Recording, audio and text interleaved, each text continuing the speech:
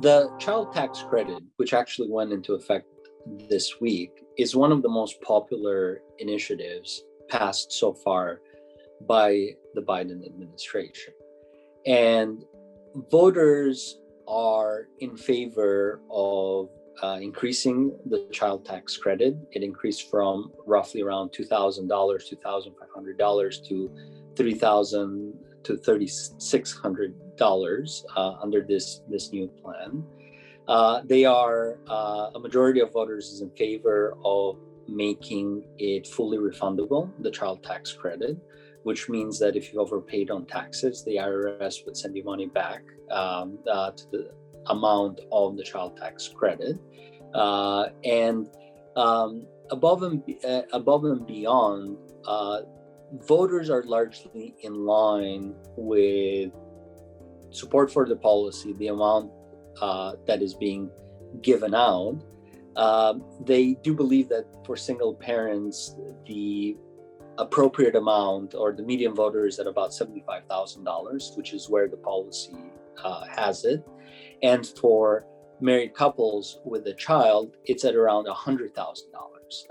And the policy has it at about $150,000. So when we asked a question around, do you think that the child tax credit should be expanded to more families, or there are families that will be getting the child tax credit that really don't need it, the plurality view, which is over 4 in 10 voters, actually believe that families that might not necessarily need this child tax credit are getting it. But by and large, positive reactions from voters on the Biden administration's child tax credit. And one of the features also that voters reacted positively to was the ability to gain the child tax credit on a monthly basis rather than once when you do your taxes on an annualized basis. So several elements to this policy that are playing favorably in the eyes of voters, even though voters are generally cautious, I would say, and our polling with the Hill has shown that they're generally cautious around too many social benefits being out there at any given point in time.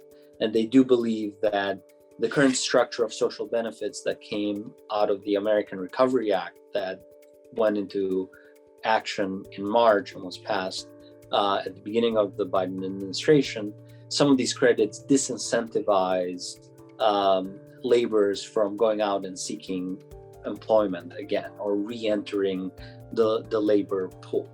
So even in light of that, even in light of those views, the child tax credit is seen positively and highlights the fact that the last year with COVID has been quite difficult on parents in the United States. And in general, it's difficult and expensive raising children in the country. Most voters would agree with that statement.